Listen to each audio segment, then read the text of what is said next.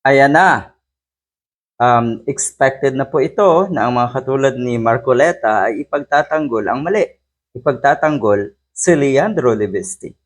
Kasi ang sinasabi natong si Marcoleta, Marco Beta ang tawag ng maraming kababayan natin, kung mali daw yung Cabral files ni Libesti, ilabas daw ang official records. Bakit po ba kasi kayo atat na atat?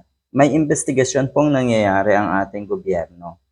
Ang DOJ, ang ICI, ang ombudsman, lahat yan may investigasyon na ginagawa. At parang gusto nyo na agad-agad ilabas yung mga sinasabi niyong records.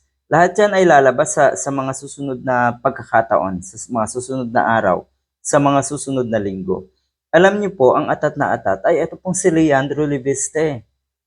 Siya po ang atat na pangalanan yung mga taong hindi naman kasama sa 19th Congress, katulad ni former Senator Manny Pacquiao at Congressman Ridon. Doon pa lamang palpak na. Doon pa lamang mali na.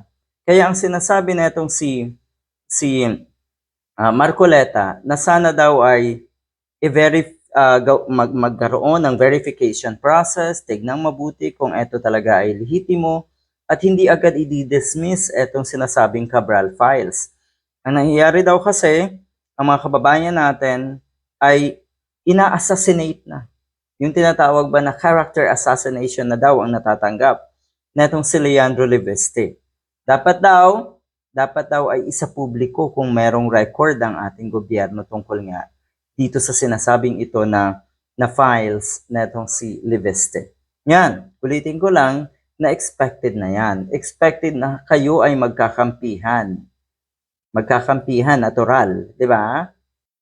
At yung sinasabing character assassination, diyan kayo magaling eh.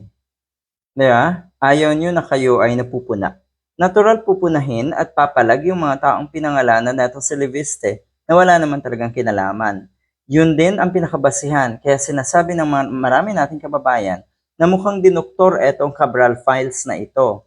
At yun nga, hindi rin pwedeng isantabi yung idea na kaduda-duda talaga kung paanong napunta sa kanya etong documents, etong mga documents.